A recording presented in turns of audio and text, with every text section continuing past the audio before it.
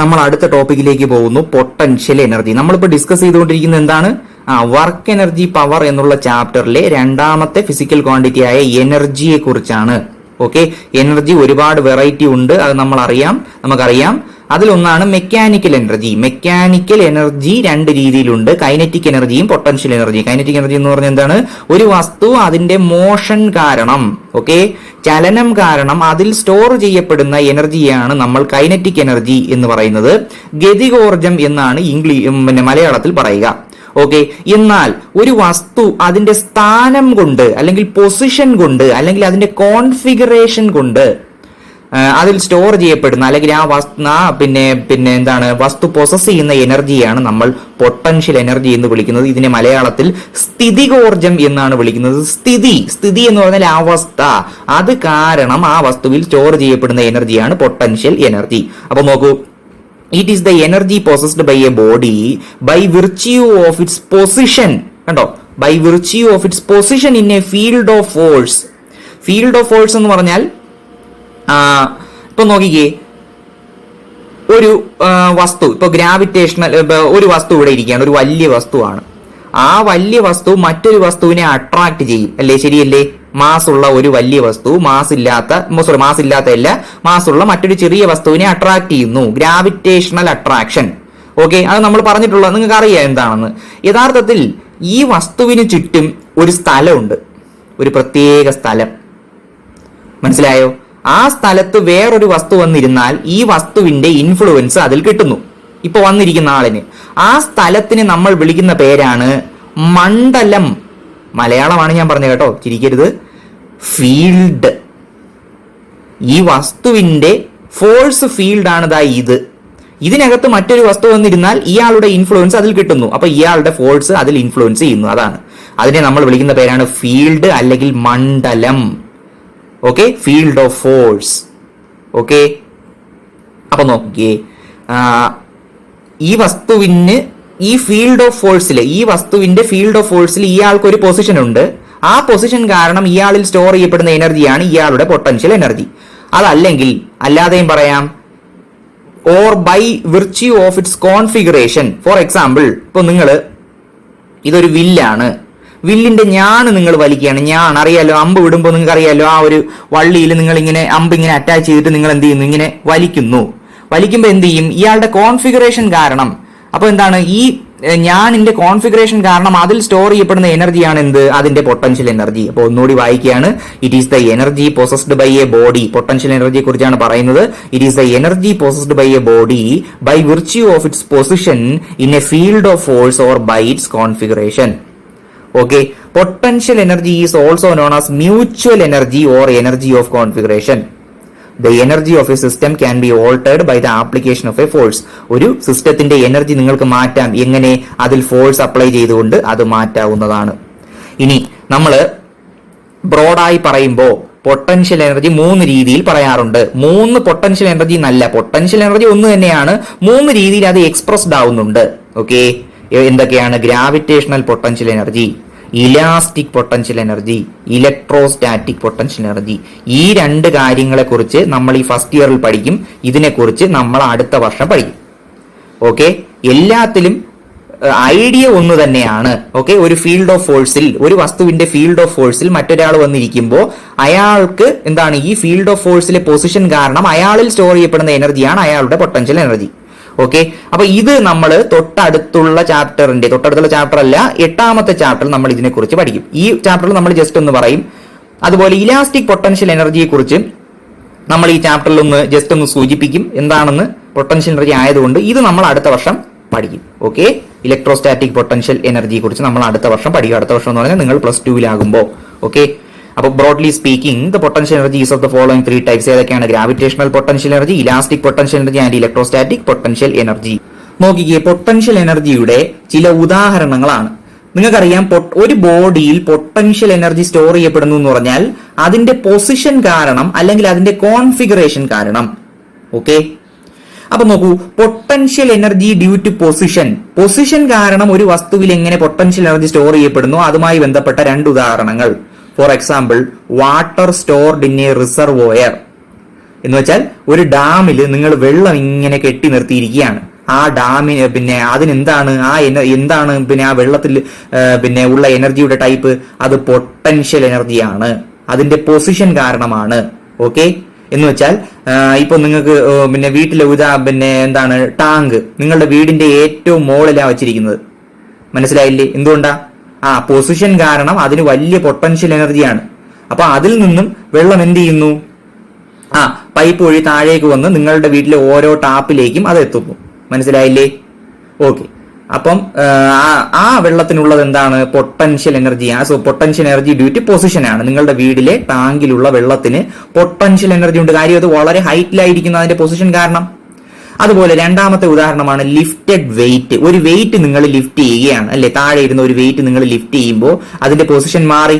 മനസ്സിലായില്ലേ? ഒരു field of ഫോഴ്സിൽ അതിന്റെ പൊസിഷൻ മാറി. അപ്പൊ അതിൽ സ്റ്റോർ ചെയ്യപ്പെടുന്നത് എന്താണ്? Potential energy due to position ആണ്. അതുപോലെ മറ്റ് എക്സാമ്പിളുകൾ നോക്കൂ. മറ്റൊരു category examples of bodies possessing potential energy due to configuration. നിങ്ങൾക്കറിയാം പൊട്ടൻഷ്യൽ എനർജി പൊസിഷൻ കാരണവും കോൺഫിഗറേഷൻ കാരണവും ഉണ്ട്. അപ്പൊ പൊസിഷൻ കാരണമുള്ള എക്സാമ്പിൾ ആണിത്. കോൺഫിഗറേഷൻ കാരണം പിന്നെ അതിന്റെ എന്താണ് പിന്നെ ബോഡികളിൽ സ്റ്റോർ ചെയ്യപ്പെടുന്ന പൊട്ടൻഷ്യൽ എനർജിയുടെ ഉദാഹരണങ്ങളാണ് ഈ പറയുന്നത്.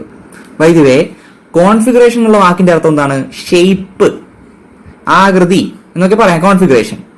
Example the coiled spring of A watch or gramophone.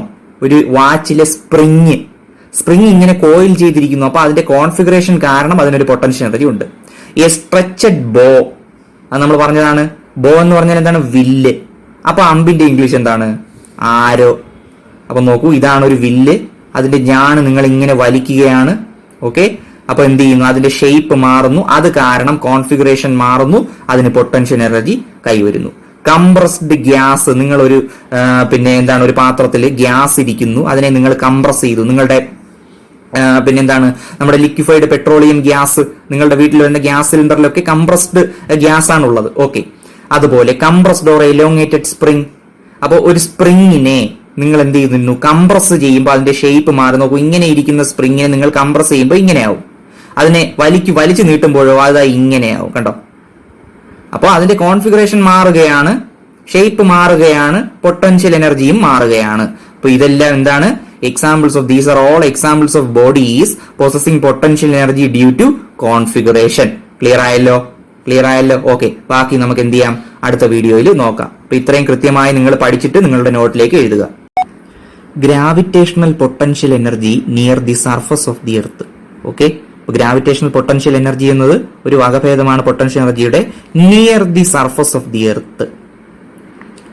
നോക്കിക്കേ, ഈ acceleration due to gravity g ആണ്.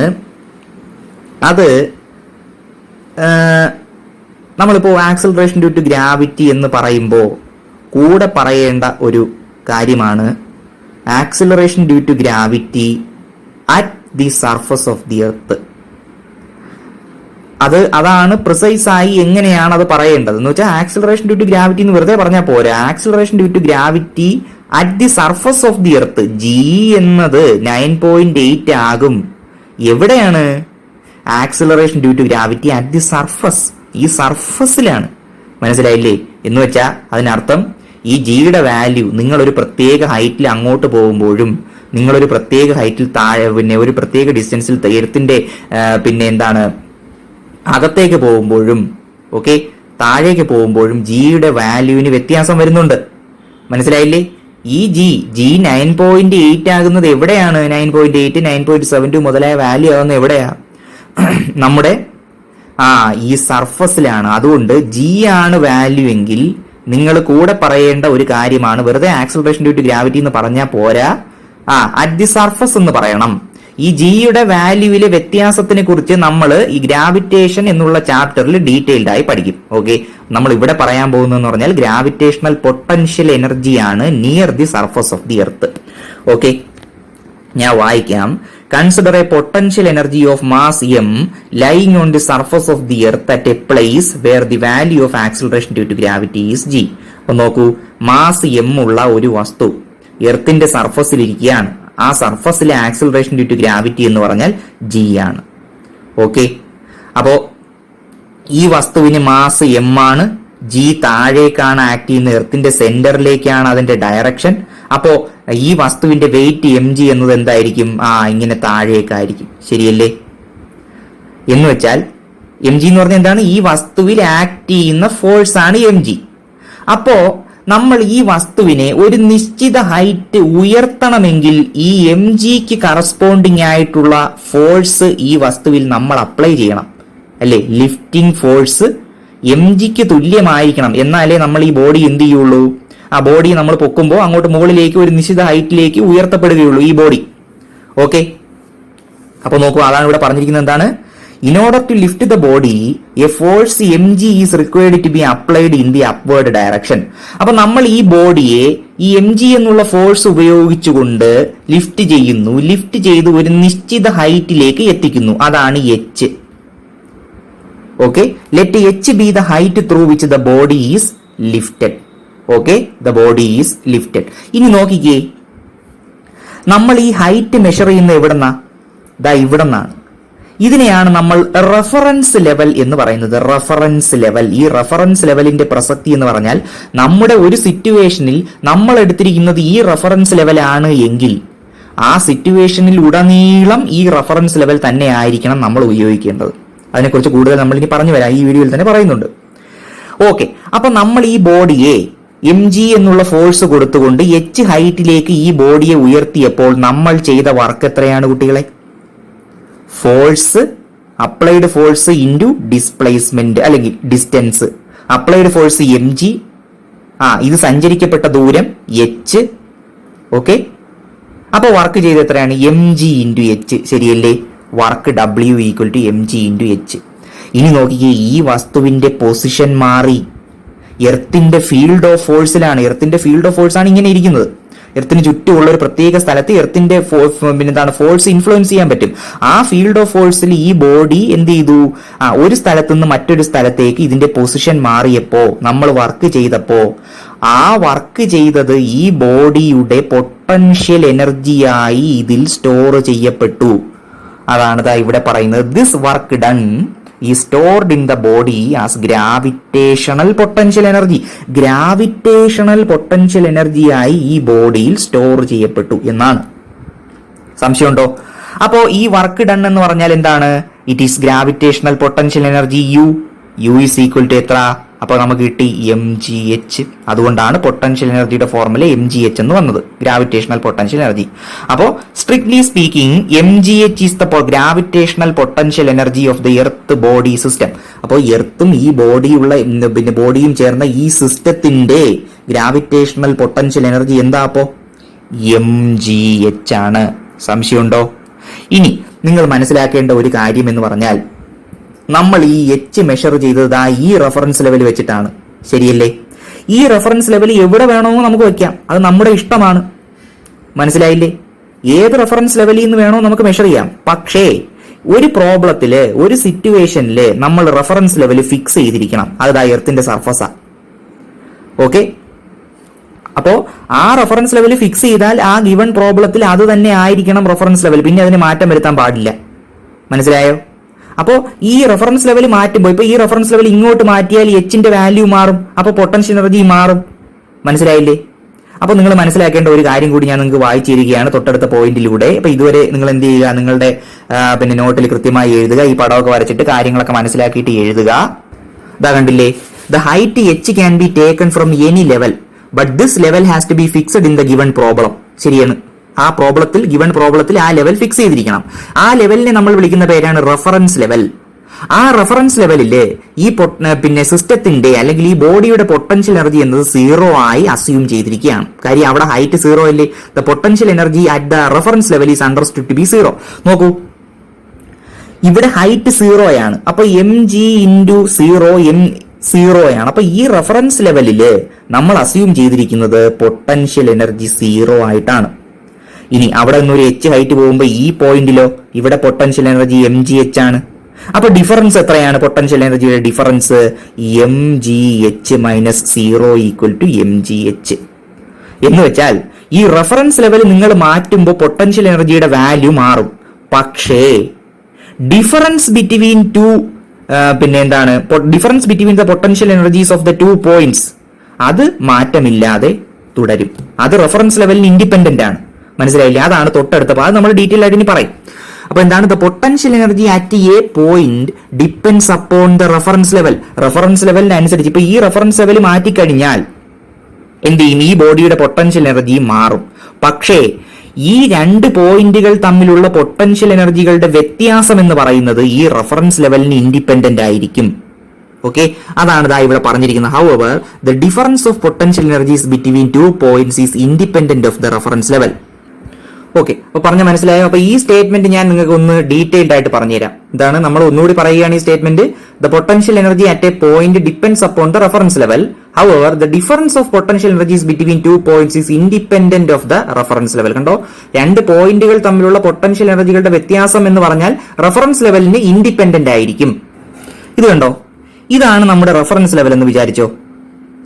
ഇതാണ് നമ്മുടെ റെഫറൻസ് ലെവൽ. ഇവിടെ പൊട്ടൻഷ്യൽ എനർജി 0 ആണ്. ശരിയല്ലേ? അപ്പൊ നോക്കൂ, ഇവിടെ ഒരു പോയിന്റ്, ഇവിടെ മറ്റൊരു പോയിന്റ്.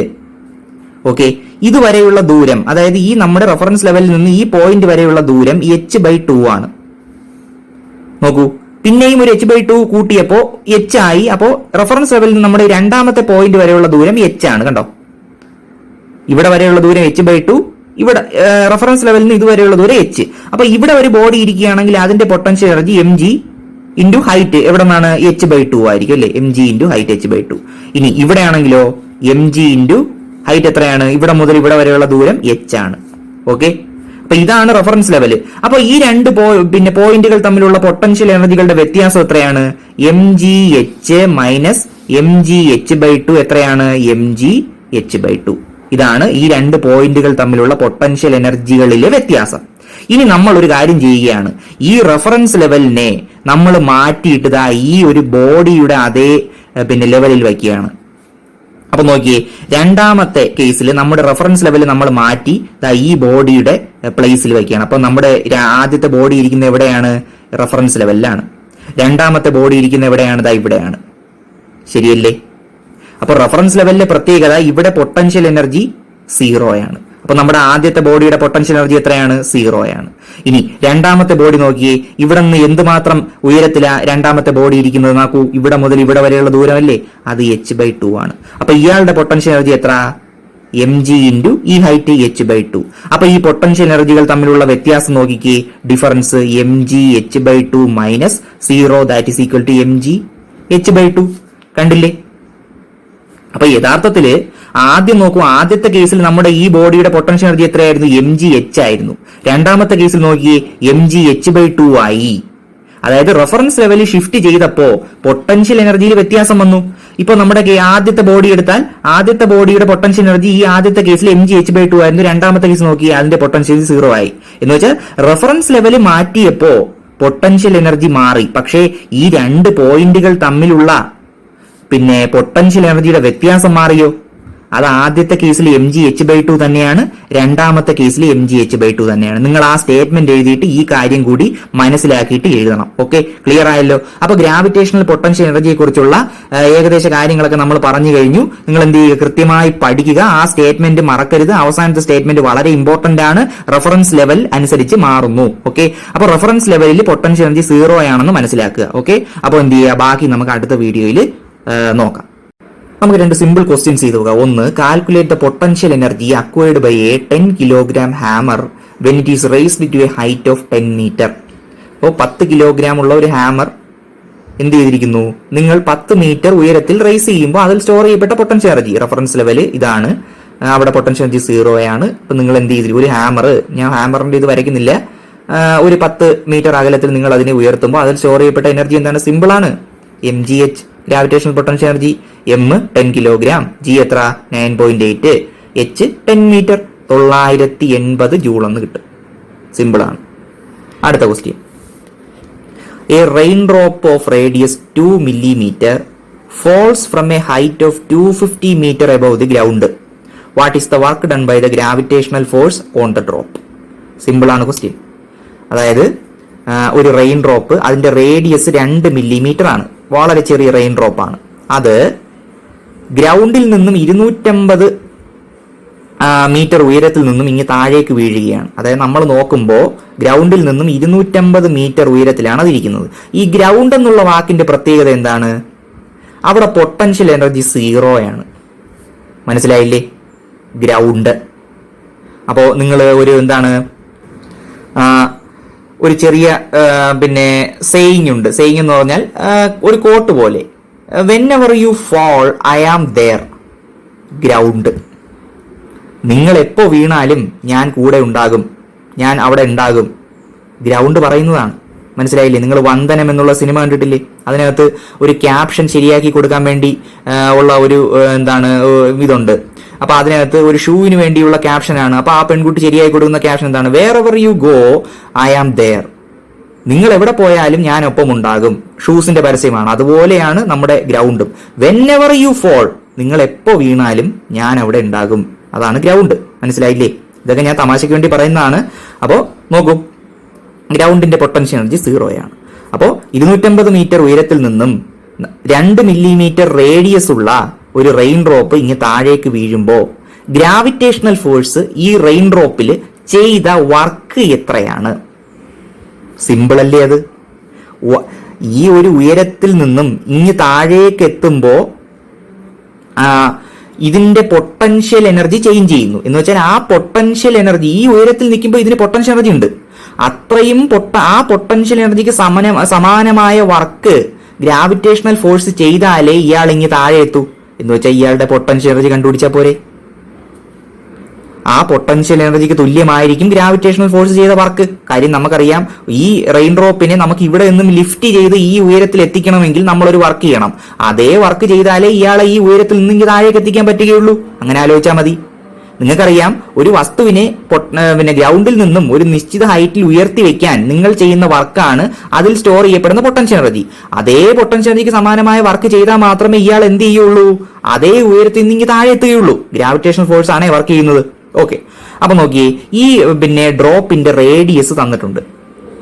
ഇതൊക്കെ തന്നിട്ടുള്ള എന്താണെന്ന് ഇപ്പൊ നമ്മൾ പറയും. അപ്പൊ നമ്മൾ കണ്ടുപിടിക്കേണ്ടത് എന്താണ്? Potential energy, gravitational potential energy എന്ന് പറഞ്ഞാൽ mgh ആണ്. അതിൽ മാസ് ഉണ്ട്. ആരുടെ മാസ്? ഡ്രോപ്പിന്റെ മാസ്. ജി നമുക്കറിയാം, എച്ച് നമുക്കറിയാം. അപ്പൊ നമ്മൾ എം കണ്ടുപിടിച്ചാൽ മതി. എം എങ്ങനെ കണ്ടുപിടിക്കും? ഇവിടെ എം തന്നിട്ടുണ്ടോ? ഇല്ല. അപ്പൊ എം നമ്മൾ കണ്ടുപിടിക്കണം. നോക്കൂ, ഡ്രോപ്പിന്റെ റേഡിയസ് 2 മില്ലിമീറ്റർ, അത് മീറ്റർ ആക്കുന്നു. അപ്പൊ ഡ്രോപ്പിന്റെ വോളിയം, ഇതൊരു സ്പെറിക്കൽ ഡ്രോപ്പായി അസ്യൂം ചെയ്താൽ അതിന്റെ വോളിയം കണ്ടുപിടിച്ചൂടെ? 4/3 പൈ ഇൻറ്റു 2 ഇൻറ്റു 10⁻³ ആണ് റേഡിയസ്, അതിന്റെ ക്യൂബ്. ഇനി മാസ് നോക്കിയേ, ഡ്രോപ്പിന്റെ മാസ് അല്ലേ കണ്ടുപിടിക്കുന്നത്? നിങ്ങൾക്കറിയാം, density is equal to mass by volume. ഇത് റെയിൻ ഡ്രോപ്പ് ആണ്, അപ്പൊ വെള്ളമാണ്. വെള്ളത്തിന്റെ ഡെൻസിറ്റി നിങ്ങൾക്കറിയാം. ഇതിന്റെ വോളിയം നമ്മൾ കണ്ടുപിടിച്ചു. അപ്പൊ മാസ് കണ്ടുപിടിച്ചൂടെ? Density into volume. ശരിയല്ലേ? അപ്പൊ വോളിയം നമുക്കറിയാം എത്ര? 4/3. Volume into density 4/3 into 22/7 into 2 into 10⁻³ the whole cube. അപ്പൊ വോളിയമായി ഇൻറ്റു ഡെൻസിറ്റി. വെള്ളത്തിന്റെ ഡെൻസിറ്റി നിങ്ങൾക്ക് അറിഞ്ഞൂടെ? 1000 kg/m³. Density of water. അപ്പോൾ ഈ ഡ്രോപ്പിന്റെ മാസ് കിട്ടിയില്ലേ? ഇങ്ങനെയൊക്കെയാണ് കണ്ടുപിടിക്കുന്നത്. പ്രോബ്ലം ഒക്കെ നമ്മൾ സോൾവ് ചെയ്ത് വരുന്നത് ഇങ്ങനെയാണ്. അപ്പോൾ ഈ ഒരു സ്കില്ല് നിങ്ങൾ ഇപ്പോഴേ വികസിപ്പിച്ചെടുത്താൽ എൻട്രൻസ് പരീക്ഷയൊക്കെ എഴുതുമ്പോൾ നിങ്ങൾക്ക് എന്ത് ചെയ്യാം? വളരെ സിമ്പിൾ ആയിട്ട് ഉത്തരം എഴുതാം. അപ്പൊ മാസ് നിങ്ങൾ കണ്ടുപിടിക്കും. ഇതൊക്കെ ഇതുപോലെ തന്നെ ഇട്ടിരിക്കുകയാണ്, നമ്മൾ ചെയ്യുന്നില്ല. കാര്യം എന്താണ്? ഇങ്ങനെയുള്ള പ്രോബ്ലംസ് നമുക്ക് വെട്ടി ചെയ്യാനൊക്കെ ഭയങ്കര എളുപ്പമായിരിക്കും. അതുകൊണ്ടാണ് ഈ രീതി തന്നെ ഇട്ടേക്കുന്നത്. ഓക്കെ, അപ്പൊ മാസ് ഈക്വൽ ടു നോക്കൂ, ചെയ്ത് ഇത് ഇങ്ങനെ നമുക്ക് എഴുതാൻ പറ്റും. നിങ്ങൾ ചെയ്ത് നോക്കിയാൽ മതി. ഇത് എങ്ങനെ ഇങ്ങനെയാകുന്നു നിങ്ങൾ ചെയ്തു നോക്കണം. ഓക്കെ, അപ്പൊ നോക്കൂ, work done by the gravitational force എന്ന് പറഞ്ഞാൽ എന്താണ്? mgh. മനസ്സിലായില്ലേ? m into g into h. m ഇത്രയും കിട്ടി, g 9.8 ആണ്, h 250 മീറ്റർ ആണ്. അപ്പോൾ അതാണ് ഈ പൊട്ടൻഷ്യൽ എനർജി ആണ്. അതിന് തുല്യമായ വർക്ക് ആര് ചെയ്താൽ മാത്രമേ ആ ട്രെയിൻ ഡ്രോപ്പ് താഴെ എത്തൂ? ഗ്രാവിറ്റേഷണൽ ഫോഴ്സ് അതിന് തുല്യമായ വർക്ക് ചെയ്യണം. So W = mgh. അപ്പൊ m into g into h ചെയ്യുമ്പോൾ 0.082 ജൂൾ എന്ന് കിട്ടും. വളരെ സിമ്പിൾ ക്വസ്റ്റ്യൻ അല്ലേ? ആലോചിച്ച് ചെയ്യേണ്ട ഒരു ക്വസ്റ്റ്യൻ ആണ്. ഓക്കെ, അപ്പോൾ ഇത് ക്ലിയർ ആകുക. നമ്മൾ 2 ക്വസ്റ്റ്യൻസ് ആണ് ഡിസ്കസ് ചെയ്തത്. ഒന്നൊരു സിമ്പിൾ ക്വസ്റ്റ്യൻ ആണ്, ഒന്ന് കുറച്ചൊന്ന് ആലോചിച്ച് ചെയ്യേണ്ട ഒരു സിമ്പിൾ ക്വസ്റ്റ്യൻ ആണ്. ഓക്കെ, അപ്പൊ നമുക്ക് എന്ത് ചെയ്യാം? ബാക്കി അടുത്ത വീഡിയോയിൽ നോക്കാം. നിങ്ങൾ എന്ത് ചെയ്യുക? ഇതുവരെയുള്ള കാര്യങ്ങൾ ക്ലിയർ ആയി പഠിക്കുക, മനോഹരമായിട്ട് നിങ്ങളുടെ നോട്ടിലേക്ക് എഴുതുക, അത് റിവൈസ് ചെയ്തുകൊണ്ടേ ഇരിക്കുക. ഓക്കെ, നിങ്ങൾക്ക് സാഹചര്യങ്ങളൊക്കെ അറിയാമല്ലോ ഇപ്പോഴത്തെ. അപ്പൊ അതുകൊണ്ട് എന്ത് ചെയ്യുക? നമ്മൾ അതിനനുസരിച്ച് എന്ത് ചെയ്യുക? നമ്മളെ തന്നെ മാറ്റുക. ഏത് സാഹചര്യത്തിലും നമ്മൾ മുമ്പോട്ട് പോകും എന്നുള്ളൊരു സ്ഥിരോത്സാഹം നമ്മുടെ മനസ്സിലുണ്ടെങ്കിൽ ഒന്നിനും നമ്മളെ പരാജയപ്പെടുത്താൻ പറ്റില്ല. ഓക്കെ, അപ്പോൾ ബാക്കി നമുക്ക് എന്ത് ചെയ്യാം? അടുത്ത വീഡിയോയിൽ നോക്കാം. Conservative and non conservative forces. നോക്കൂ, ആദ്യം കൺസർവേറ്റീവ് ഫോഴ്സസ്. ഒരു ഫോഴ്സിനെ കൺസർവേറ്റീവ് ഫോഴ്സ് എന്ന് വിളിക്കണം എങ്കിൽ ആ ഫോഴ്സ് ഒരു ബോഡിയിൽ ആക്ട് ചെയ്യുന്നു, നോക്കൂ, എന്നിട്ട് വർക്ക് ചെയ്യുന്നു ഇല്ലേ. ഒരു ബോഡിയിൽ ഒരു force, external force, net external force act ചെയ്ത് ആ ബോഡി ഡിസ്പ്ലേസ്ഡ് ആകുമ്പോഴാണ് നമ്മൾ വർക്ക് ചെയ്തു എന്ന് പറയപ്പെടുന്നത്. അല്ലെങ്കിൽ ഒരു ബോഡിയിൽ ഒരു ഫോഴ്സ് ഇങ്ങനെ ആക്ട് ചെയ്യുകയാണ്, അതിനെ ഒപ്പോസ് ചെയ്തുകൊണ്ട് നമ്മളൊരു വർക്ക് ചെയ്യുമ്പോഴും എന്താണ് വർക്ക് ഡൺ എന്ന് പറയാം. മനസ്സിലായില്ലേ? ആ ബോഡിയുടെ ഡിസ്പ്ലേസ്മെന്റിന് മാറ്റം വരികയാണ്. മനസ്സിലായില്ലേ? അപ്പൊ നോക്കൂ, അങ്ങനെ ഒരു ഫോഴ്സ് ഒരു ബോഡിയിൽ ആക്ട് ചെയ്യുമ്പോൾ ഉണ്ടാകുന്ന വർക്ക് അല്ലെങ്കിൽ work done by the force or against the force in moving a body എന്നത് എന്തിനെ എല്ലാം മാത്രമേ ഡിപ്പെൻഡ് ചെയ്യുന്നുള്ളൂ? ഇപ്പോ ഈ ബോഡി ഒരു പോയിന്റിൽ നിന്ന് മറ്റൊരു പോയിന്റിലേക്ക് പോയി ഫോഴ്സ് അപ്ലൈ ചെയ്തപ്പോ നമ്മൾ അപ്ലൈ ചെയ്ത ഫോഴ്സ് അല്ലെങ്കിൽ ആ ഫോഴ്സിന്റെ നേച്ചർ അല്ലെങ്കിൽ ആ ഫോഴ്സ് ചെയ്യുന്ന വർക്ക് ഈ ബോഡി സഞ്ചരിച്ച പാത്തിന്റെ ഇനിഷ്യൽ പോയിന്റിനെയും ഫൈനൽ പോയിന്റിനെയും മാത്രമേ ഡിപ്പെൻഡ് ചെയ്യുന്നുള്ളൂ. അല്ലാതെ ഏത് രീതിയിൽ ഇവിടെ എത്തി, ഏത് വഴിയിൽ ഇവിടെ എത്തി എന്നതിനെ ഡിപ്പെൻഡ് ചെയ്യുന്നില്ല. ഫോർ എക്സാമ്പിൾ, ഇവിടെ നിന്ന് ഇവിടെ എത്താൻ നിങ്ങൾക്ക് നേരെ പോവാം, അല്ലെങ്കിൽ ഇങ്ങനെ വന്നിട്ട് ഇങ്ങനെ പോവാം, ശരിയല്ലേ?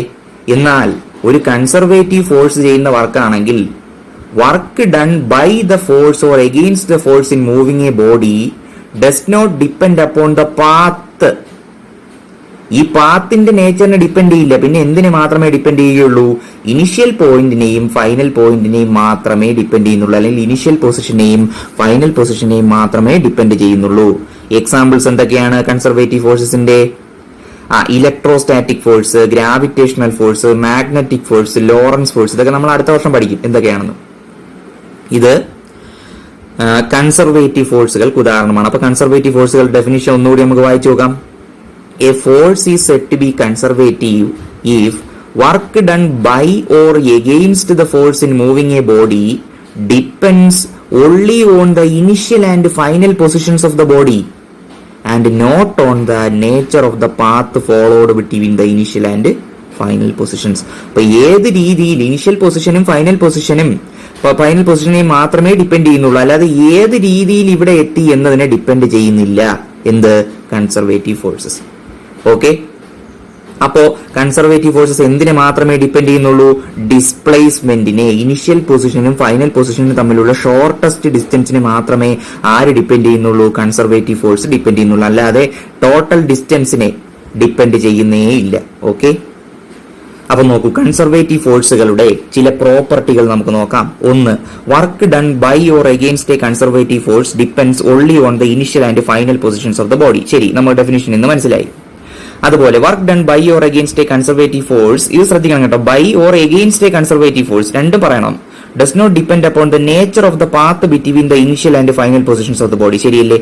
പാത്തിന്റെ നേച്ചറിനെ ഡിപ്പെൻഡ് ചെയ്യുന്നില്ല. അതുപോലെ work done by or against a conservative ഫോഴ്സിന്റെ റൗണ്ട് ട്രിപ്പ് ഈസ് 0 എന്ന് വെച്ചാൽ നോക്കൂ, ഇവിടുന്ന് തുടങ്ങി ഒരു ബോഡിയെ, ഈ ബോഡിയിൽ ഒരു കൺസർവേറ്റീവ് ഫോഴ്സ് ആക്ട് ചെയ്തു, അതിനൊരു പൊസിഷൻ മാറി അല്ലെങ്കിൽ ഡിസ്പ്ലേസ്മെന്റ് സംഭവിച്ചു, അതേ പൊസിഷനിൽ തന്നെ എത്തുമ്പോൾ ഒരു റൗണ്ട് ട്രിപ്പ് കംപ്ലീറ്റ് ആയി എന്ന് നമുക്ക് പറയാം ഇല്ലേ? അവിടെ വർക്ക് ഡൺ എന്നത് 0 ആണ്. ശരിയല്ലേ? Displacement is 0. അടുത്തത്, the work done by a conservative force is completely recoverable. നമുക്ക് റിക്കവർ ചെയ്തെടുക്കാൻ പറ്റും. വർക്ക് ഡൺ, കൺസർവേറ്റീവ് ഫോഴ്സ് ചെയ്യുന്ന വർക്ക് കംപ്ലീറ്റ് ആയിട്ട് നമുക്ക് റിക്കവർ ചെയ്തെടുക്കാൻ പറ്റുമെന്നാണ്. അത് കൂടുതൽ നമ്മൾ ഡിസ്കസ് ചെയ്യാം എന്താണെന്ന്. നോക്കിക്കേ, ഒരു ടൈപ്പ് ഓഫ് ഫോഴ്സസ് ആണ് സെൻട്രൽ ഫോഴ്സസ്. നോക്കൂ, കൺസർവേറ്റീവ് ഫോഴ്സുകൾ തന്നെയാണ്. എന്നാൽ സെൻട്രൽ ഫോഴ്സുകൾ എന്ന് പറഞ്ഞാൽ രണ്ട് ബോഡികൾ തമ്മിലുള്ള, ഇപ്പോൾ അവരുടെ സെന്ററുകൾ തമ്മിൽ ചേർത്ത് നമ്മൾ ഒരു ലൈൻ വരയ്ക്കുകയാണെന്ന് വിചാരിക്കുക. അപ്പൊ ഈ സെൻട്രൽ ഫോഴ്സ് ആക്ട് ചെയ്യുന്നത് എങ്ങനെയാണ്? Along the line joining the centres of these two bodies. ഈ രണ്ട് ബോഡികളുടെ സെന്ററുകൾ ജോയിൻ ചെയ്യുന്ന ഈ ലൈനിലൂടെ ആക്ട് ചെയ്യുന്ന ഫോഴ്സ് ആണ് പിന്നെ സെൻട്രൽ ഫോഴ്സുകൾ. അതുകൊണ്ടാണ് അങ്ങനെ ഒരു പേര് വന്നത്. Okay, forces acting along the line joining the centres of two bodies are called central forces. Example gravitational force അല്ലേ, രണ്ട് ബോഡികൾ തമ്മിലുള്ള അവയുടെ സെന്ററുകൾ തമ്മിൽ ചേർത്ത് വരച്ചിരിക്കുന്ന ലൈൻ എലോങ് ആയിട്ടാണ് ആര് ആക്ട് ചെയ്യുന്നത്, ഗ്രാവിറ്റേഷണൽ ഫോഴ്സ് ആക്ട് ചെയ്യുന്നത്. So it is A central force. Electrostatic ഫോഴ്സിനെ കുറിച്ച് നമ്മൾ അടുത്ത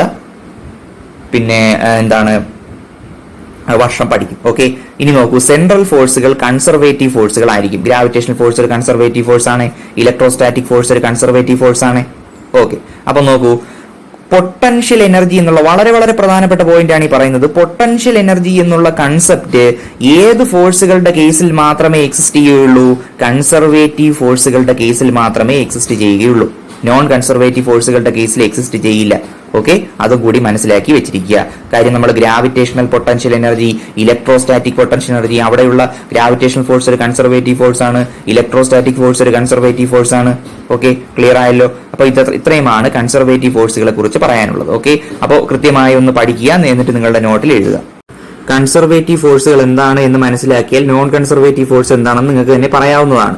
അതിന്റെ ഓപ്പോസിറ്റ് ആണ്. എന്ന് വെച്ചാൽ വർക്ക് ഡൺ എന്നത് ആ ഫോഴ്സിന് എഗെയിൻസ്റ്റ് ആയോ ആ ഫോഴ്സ് ചെയ്യുന്ന വർക്കോ പാത്തിനെ ഡിപ്പെൻഡ് ചെയ്യുന്നു എങ്കിൽ, അതായത് ഏത് പാത്തിലൂടെയാണ് ഈ ബോഡി ഇനിഷ്യലി നിന്നതിൽ നിന്നും ഫൈനൽ പൊസിഷനിലേക്ക് എത്തിയത് എന്നതിനെ ഡിപ്പെൻഡ് ചെയ്യുന്നുണ്ട് എങ്കിൽ, ഓക്കെ, പാത്ത് ഡിപ്പെൻഡ്, അതായത് ഇങ്ങനെ ഇവിടെ നിന്നും ഇവിടെ എത്തുമ്പോൾ ഉണ്ടാകുന്ന വർക്കും ഇങ്ങനെ പോയി ഇവിടെ എത്തുമ്പോൾ ഉണ്ടാകുന്ന ഇനിഷ്യൽ പൊസിഷനും ഫൈനൽ പൊസിഷനും മാറുന്നില്ല, പക്ഷേ സഞ്ചരിച്ച പാത മാറുന്നുണ്ട്.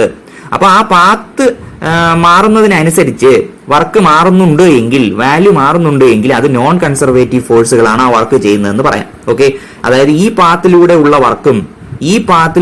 വർക്കും ഡിഫറന്റ് ആണ്.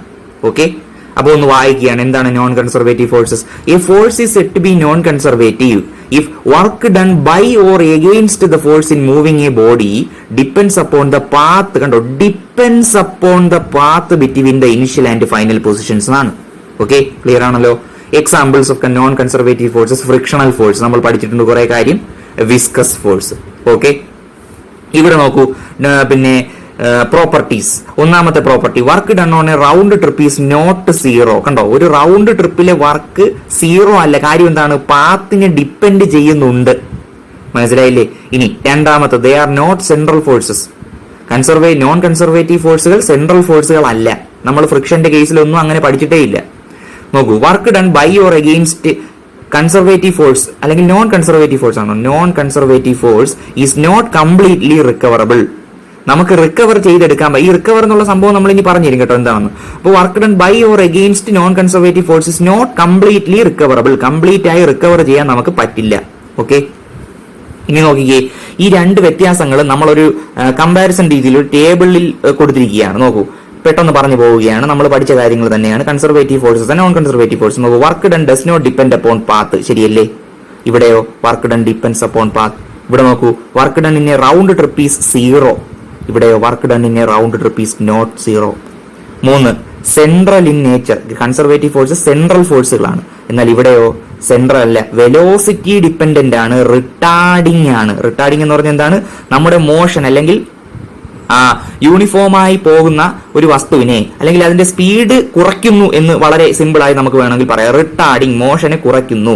ഓക്കെ, അതാണ് നോൺ കൺസർവേറ്റീവ് ഫോഴ്സുകളുടെ പ്രത്യേകത. ഫ്രിക്ഷണൽ ഫോഴ്സ് ഒക്കെ അങ്ങനെയല്ലേ, പോകുമ്പോൾ അപ്ലൈഡ് ഫോഴ്സിന് ഒപ്പോസിംഗ് ആണ് ഫ്രിക്ഷണൽ ഫോഴ്സ്. അപ്പൊ എന്ത് ചെയ്യുന്നു,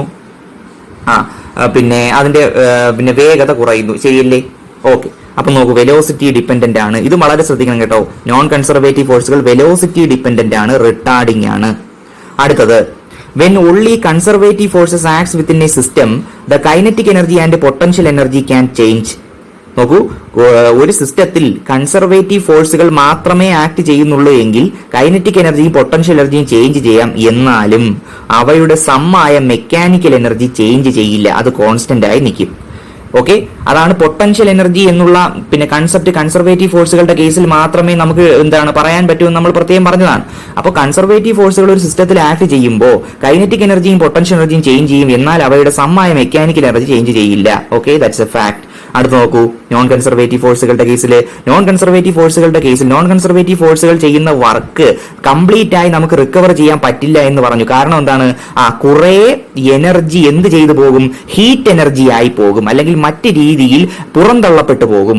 ഓക്കെ, അപ്പൊ കൺസർവ് ചെയ്യാൻ പറ്റില്ല, അതാണ് പിന്നെ കാര്യം. ഓക്കെ, അടുത്ത് നോക്കൂ.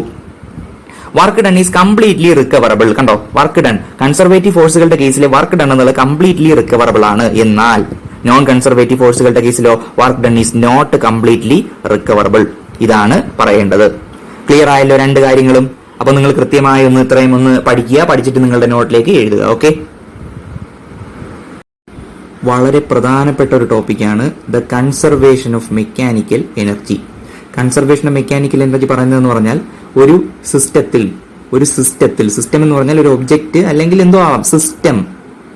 ഫിസിക്സിൽ സിസ്റ്റം എന്ന് പറഞ്ഞാൽ എന്താണ്? നമ്മളിപ്പോ ഒബ്സർവ് ചെയ്യുന്ന ഒരു സംഗതി, നമ്മളിപ്പോ പരീക്ഷണം നടത്തുന്ന ഒരു സംഗതി, അതിനെയാണ് സിസ്റ്റം എന്ന് വിളിക്കുന്നത്. അതിന്റെ ചുറ്റുമുള്ള ബാക്കി കാര്യങ്ങളെല്ലാം സറൗണ്ടിങ്സ് എന്നാണ് വിളിക്കുന്നത്. അപ്പൊ നോക്കൂ, ഒരു സിസ്റ്റത്തിൽ ആക്ട് ചെയ്യുന്ന ഫോഴ്സുകൾ, ഓക്കെ, അല്ലെങ്കിൽ സിസ്റ്റത്തിൽ വർക്ക് ചെയ്യുന്ന ഫോഴ്സ് അപ്ലൈ ചെയ്യുമ്പോഴാണ് വർക്ക് ചെയ്യപ്പെടുന്നത്. അപ്പോൾ അങ്ങനെ വർക്ക് ചെയ്യുന്ന ഫോഴ്സുകൾ അല്ലെങ്കിൽ സിസ്റ്റത്തിൽ ആക്ട് ചെയ്യുന്ന ഫോഴ്സുകൾ കൺസർവേറ്റീവ് ആണെങ്കിൽ ആ സിസ്റ്റത്തിന്റെ ടോട്ടൽ മെക്കാനിക്കൽ എനർജി കൺസർവ്ഡ് ആയിരിക്കും. ഓക്കെ, അപ്പോൾ കൺസർവേറ്റീവ് ഫോഴ്സുകൾ വർക്ക് ചെയ്യുകയാണ് എങ്കിൽ ആ സിസ്റ്റത്തിന്റെ ടോട്ടൽ മെക്കാനിക്കൽ എനർജി കൺസർവ്ഡ് ആയിരിക്കും. അതാണ് കൺസർവേഷൻ ഓഫ് മെക്കാനിക്കൽ എനർജി എന്ന് പറയുന്നത്. നിങ്ങൾക്കറിയാം മെക്കാനിക്കൽ എനർജി എന്ന് പറഞ്ഞാൽ എന്താണ്? കൈനറ്റിക് എനർജിയെയും പൊട്ടൻഷ്യൽ എനർജിയും ചേർത്ത് പറയുന്നതിനെയാണ് മെക്കാനിക്കൽ എനർജി എന്ന് പറയുന്നത്. Kinetic energy and potential energy are together called as mechanical energy. Okay, അപ്പൊ ഇത് കൺസർവേഷൻ ഓഫ് മെക്കാനിക്കൽ എനർജി എന്നത് നമുക്ക് എന്ത് ചെയ്യാം? ഒരു വളരെ പ്രധാനപ്പെട്ട ഒരു എക്സാമ്പിളിലൂടെ നമുക്ക് എന്ത് ചെയ്യാം നോക്കാം. അത് അടുത്ത സെക്ഷനാണ്. ഓക്കെ, ഇതിന്റെ എക്സാമ്പിൾ എന്ന് പറഞ്ഞാൽ ഒരു ഫ്രീലി ഫോളിംഗ് ബോഡിയുടെ കേസിൽ നമുക്ക് കൺസർവേഷൻ ഓഫ് മെക്കാനിക്കൽ എനർജി എന്ത് ചെയ്യാം? പിന്നെ പ്രൂവ് ചെയ്യാൻ ഞാൻ പറയുന്നില്ല, നമുക്കത് വെരിഫൈ ചെയ്യാം, അങ്ങനെ പറയാൻ പറ്റും. അപ്പൊ നോക്കിക്കേ, ഒരു വൺ ഡയമെൻഷണൽ മോഷന്റെ കേസിൽ നമുക്ക് എന്ത് ചെയ്യാം? ഇത് ഒന്ന് ഡെമോൺസ്ട്രേറ്റ് ചെയ്ത് നോക്കാം. അതായത് ഈ പറഞ്ഞ കൺസർവേഷൻ ഓഫ് മെക്കാനിക്കൽ എനർജി വരുമോ ഇല്ലയോ എന്ന് നമുക്കൊന്ന് നോക്കാം. അപ്പൊ നോക്കൂ, വൺ ഡയമെൻഷണൽ മോഷൻ എന്ന് പറഞ്ഞാൽ അറിയാമല്ലോ, ഒരു ലൈനിലൂടെയുള്ള മോഷനാണ്. അപ്പൊ നോക്കൂ, ഒരു കൺസർവേറ്റീവ് ഫോഴ്സ്, ഇപ്പോൾ ഒരു സിസ്റ്റം അല്ലെങ്കിൽ ഒരു ബോഡി ഇവിടെ ഇരിക്കുകയാണ്, അതിൽ എഫ് എന്ന് പറയുന്നൊരു ഫോഴ്സ് അപ്ലൈ ചെയ്യപ്പെടുന്നു, അതിന് ഡെൽറ്റ എക്സ് എന്നുള്ള ഒരു ഡിസ്പ്ലേസ്മെന്റ് കൈവരുന്നു. അപ്പൊ എന്ത് പറ്റി? ഈ ഫോഴ്സ് ഈ ബോഡിയിൽ വർക്ക് ചെയ്തു എന്ന് നമുക്ക് പറയാം, അല്ലേ? അപ്പൊ വർക്ക് എനർജി തിയറത്തിൽ നിങ്ങൾക്ക് എന്ത് പറയാം? Work energy theorem, change in kinetic energy of the body is equal to work done. ശരിയല്ലേ? അപ്പൊ ഈ ബോഡിയുടെ ചേഞ്ച് ഇൻ കൈനറ്റിക് എനർജി നോക്കിയാൽ ഡെൽറ്റ കെ എന്ന് സൂചിപ്പിക്കാം. ഡെൽറ്റ എന്ന് പറഞ്ഞ ചേഞ്ച് ആണ്, change in kinetic energy, that is equal to work done. എങ്ങനെയാണ്? വൺ ഡയമെൻഷണൽ മോഷൻ ആണ്, അപ്ലൈഡ് ഫോഴ്സ് എഫ് ആണ്, എഫ് ഓഫ് എക്സ് ആണ്, വേരിയബിൾ ഫോഴ്സ് എടുക്കാം എഫ് ഓഫ് എക്സ് ഇൻറ്റു എന്താണ് ഡിസ്പ്ലേസ്മെന്റ് എന്നത് ഡെൽറ്റ എക്സ് ആണ്. ശരിയല്ലേ? ഓക്കെ, ഇനി ഈ അപ്ലൈഡ് ഫോഴ്സ് കൺസർവേറ്റീവ് ആണ് എങ്കിൽ നിങ്ങൾക്ക് പൊട്ടൻഷ്യൽ എനർജി ഫംഗ്ഷനെ ഇങ്ങനെ എഴുതാം. അതായത് minus delta U equal to F of x into delta x എന്ന് എഴുതാം. ഇതെങ്ങനെയാ ഇങ്ങനെ എഴുതിയത്? ഒന്ന് ആലോചിച്ച് നോക്കിയേ. ഈ പിന്നെ minus delta U equal to F of x into എന്താണ് ഡെൽറ്റ എക്സ് എന്ന് എങ്ങനെയാ എഴുതിയത്? ഒന്ന് ആലോചിച്ച് നോക്കിയേ. നിങ്ങൾക്ക് ഒരു എന്താണ്, നമ്മൾ കഴിഞ്ഞ ഏതോ ഒരു വീഡിയോയിൽ നമ്മൾ പൊട്ടൻഷ്യൽ എനർജിയെ കുറിച്ച് ഡിസ്കസ് ചെയ്താണ്, അല്ലെങ്കിൽ ഗ്രാവിറ്റേഷണൽ പൊട്ടൻഷ്യൽ എനർജിയെ കുറിച്ച്. ഗ്രാവിറ്റേഷണൽ പൊട്ടൻഷ്യൽ എനർജി എന്ന് പറഞ്ഞാൽ നോക്കൂ, ഇവിടെ എർത്തിന്റെ സർഫസിൽ ഒരു ഒബ്ജക്റ്റ് ഇരിക്കുന്നു, അതിനെ നമ്മൾ h ഹൈറ്റിലേക്ക് ഉയർത്താൻ വേണ്ടി നമ്മൾ ചെയ്ത വർക്ക് എന്ന് പറഞ്ഞാൽ ആ പിന്നെ ബോഡിയുടെ ഗ്രാവിറ്റേഷണൽ പൊട്ടൻഷ്യൽ എനർജി ആയിട്ട് സ്റ്റോർ ചെയ്യപ്പെടുന്നു എന്നാണ് നമ്മൾ പറഞ്ഞത്, അല്ലേ? അപ്പോൾ നോക്കുകയെ, അവിടെ നമുക്ക് കിട്ടിയ ഗ്രാവിറ്റേഷണൽ പൊട്ടൻഷ്യൽ എനർജി എത്രയായിരുന്നു? യു എന്ന് അതിനെ വിളിച്ചാൽ mgh എന്നാണ് നമുക്ക് കിട്ടിയത്. ശരിയല്ലേ? അതായത് ഗ്രാവിറ്റേഷണൽ ഫോഴ്സ് നമ്മൾ പിന്നെന്താണ്, ഒരു ബോഡി നമ്മൾ എർത്തിന്റെ സർഫസിൽ നിന്ന് മുകളിലേക്ക് ഉയർത്തുമ്പോൾ ഗ്രാവിറ്റേഷണൽ ഫോഴ്സ് എപ്പോഴും താഴേക്കാണ്. അപ്പൊ അതിന് എഗെയിൻസ്റ്റ് ആയി നമ്മൾ ഫോഴ്സ് അപ്ലൈ ചെയ്തിട്ടാണ് ഇയാളെ h ഹൈറ്റിലേക്ക് ഉയർത്തുന്നത്. ശരിയല്ലേ? അപ്പൊ നമ്മൾ അപ്ലൈ ചെയ്ത force mg, okay, into displacement h. അങ്ങനെയാണ് ഗ്രാവിറ്റേഷണൽ പൊട്ടൻഷ്യൽ എനർജി mg എന്ന് വന്നത്. എന്നാൽ ഗ്രാവിറ്റേഷണൽ ഫോഴ്സ് എപ്പോഴും താഴേക്കാണ്, അതിന്റെ വാല്യൂ എത്രയാണ്? -mg ആണ്.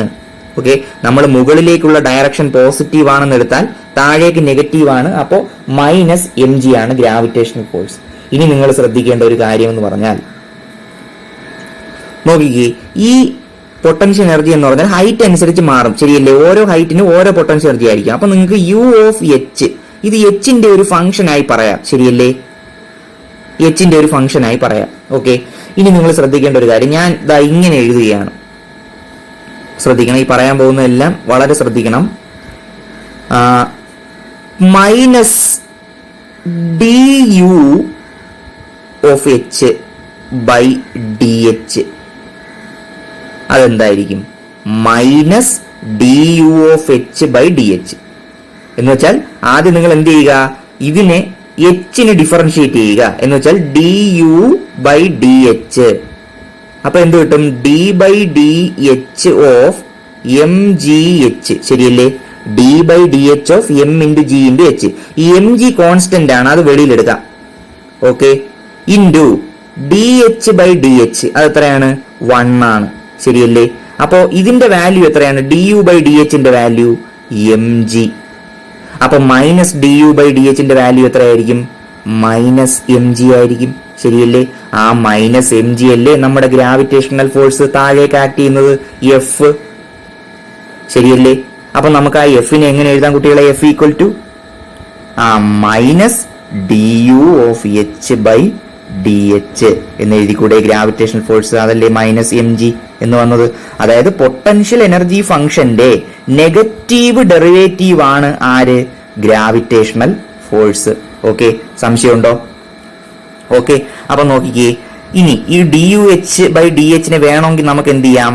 Delta U by delta H എന്ന് എഴുതാം. Minus delta U by delta H എന്ന് എഴുതാം. അല്ലെങ്കിൽ പിന്നെ ഇതിപ്പോ എച്ച് ഹൈറ്റ് ആണ്, അല്ലെങ്കിൽ ഡിസ്പ്ലേസ്മെന്റ് ആണ്. ജനറലി പറഞ്ഞാൽ ഡിസ്പ്ലേസ്മെന്റ് ആണ്, ഇങ്ങനെ എഴുതാം അല്ലേ? എഫ് ഇസ് ഈക്വൽ ടു എന്താണ്? എഫ് ഇസ് ഈക്വൽ ടു അല്ലെങ്കിൽ F of x is equal to, ഇവിടെ എഫിന് വരെ എഫ് ഓഫ് എക്സ് എഴുതുന്നു. F of x equal to minus delta U by delta x എന്ന് എഴുതിക്കൂടെ? ഇതിനെ ജനറലായി എഴുതുകയാണ്. ഇത് ഗ്രാവിറ്റേഷൻ ഫോഴ്സിന്റെ കേസിലാണ്, ഇത് ജനറൽ ആയിട്ട് എഴുതിയിരിക്കുകയാണ്. അപ്പൊ ഇതിൽ നിന്ന് മൈനസ് ഡെൽറ്റ യു എങ്ങനെ എഴുതാം? Minus delta U equal to എന്ത് എഴുതാം? F of x into delta x. ഇതാണ് ഇതാ ഇവിടെ എഴുതിയിരിക്കുന്നത്, കണ്ടോ? ഫോഴ്സ് കൺസർവേറ്റീവ് ആണെങ്കിൽ പൊട്ടൻഷ്യൽ എനർജി ഫംഗ്ഷൻ നിങ്ങൾക്ക് എങ്ങനെ എഴുതാം? Minus delta U equal to F of x into delta x എന്ന് എഴുതാം. ഓക്കെ, ഈ രണ്ട് ഇക്വേഷൻ പറയുന്നത് എന്താണ്? ഈ രണ്ട് ഇക്വേഷൻ നിങ്ങൾ ഇത് രണ്ടും കൂടി ഒന്ന് കൂട്ടിക്കേ. ഇത് രണ്ടും കൂടി, അതായത് delta K minus delta U, ഇത് രണ്ടും കൂട്ടുമ്പോൾ എന്താ വരിക? ആദ്യം ഇത് ഞാൻ ഒരു സ്റ്റെപ്പ് സ്കിപ്പ് ചെയ്താണ് എഴുതിയിരിക്കുന്നത്. ഡെൽറ്റ കെ നോക്കൂ, ഇതിൽ നിന്ന് ഈ രണ്ട് നോക്കൂ, ആർ എച്ച് എസുകൾ രണ്ട് സ്ഥലത്തും സെയിം ആണ്. അപ്പൊ നമുക്ക് എൽ എച്ച് എസിനെ ഇക്വേറ്റ് ചെയ്തുകൂടെ? എങ്ങനെ ഇക്വേറ്റ് ചെയ്യാം? Delta K equal to minus delta U. ഈ മൈനസ് ഡെൽറ്റ യു ഇപ്പുറത്ത് കൊണ്ടുവരൂ. Delta K plus delta U equal to 0 എന്ന് എഴുതിക്കൂടെ? എഴുതാം. Or delta of K plus U എന്ന് എഴുതാം, ഒരുമിച്ച് എഴുതാം, ഈക്വൽ ടു 0. ഇവിടെ കണ്ടോ, ഈ കെ പ്ലസ് യു എന്താണ്? Kinetic energy plus potential energy, sum of kinetic energy and potential energy. ഇത് നോക്കിക്കേ, ഇത് മെക്കാനിക്കൽ എനർജി അല്ലേ? ഇനി ഈ ഡെൽറ്റ എന്ന് പറഞ്ഞാൽ ചേഞ്ച് ആണ്. Change in this sum equal to 0. Change ഇല്ല എന്ന് പറഞ്ഞാൽ എന്താണ് അർത്ഥം? ഇത് കോൺസ്റ്റന്റ് ആണ്. മനസ്സിലായില്ലേ? എന്ന് വെച്ചാൽ മെക്കാനിക്കൽ എനർജി മാറ്റമില്ലാതെ തുടരുന്നു, ഒരേ വാല്യൂ തന്നെ ആയിരിക്കും. അപ്പൊ നോക്കൂ, over the whole path from x i to x f, അതായത് നമ്മളിപ്പോ ഒരു ഇനിഷ്യൽ പൊസിഷനിൽ നിന്നും ഫൈനൽ പൊസിഷൻ വരെ, ഇത് ഇനിഷ്യൽ പൊസിഷൻ, ഇത് ഫൈനൽ പൊസിഷൻ, അങ്ങനെയാണെങ്കിൽ ഈ കൈനറ്റിക് എനർജിയുടെ സം ഇനിഷ്യൽ പൊസിഷനിലും സെയിം തന്നെയാണ്, ഫൈനൽ പൊസിഷനിലും സെയിം തന്നെയാണ്. കൈനറ്റിക് എനർജിയുടെ പൊട്ടൻഷ്യൽ എനർജിയുടെ sum K i plus U of x i equal to K f plus U of x f, ശരിയല്ലേ? ഈ കെ പ്ലസ് യു ഓഫ് എക്സിനെ നമ്മൾ വിളിക്കുന്ന പേരാണ് sum of kinetic energy and potential energy, നമ്മൾ വിളിക്കുന്ന പേരാണ് total mechanical energy of the system. Okay, എന്ന് വെച്ചാൽ കൈനറ്റിക്, ഇപ്പൊ ഈ കൈനറ്റിക് എനർജിയും ഈ കൈനറ്റിക് എനർജി സെയിം ആണെന്ന് നമുക്ക് പറയാൻ പറ്റില്ല. ഈ പൊട്ടൻഷ്യൽ എനർജി സെയിം ആണെന്ന് നമുക്ക് പറയാൻ പറ്റില്ല. എന്നാൽ ഇവയുടെ രണ്ടിന്റെയും സമ്മ് ഓരോ പോയിന്റിലും സെയിം ആയിരിക്കും. അതാണ് കണ്ടോ, individually the kinetic energy K and potential energy U of x may vary from point to point. അപ്പൊ ഇൻഡിവിജ്വലി ഇത് രണ്ടും വേരി ചെയ്യാം, പക്ഷേ but the sum is constant. ശരിയാണല്ലോ?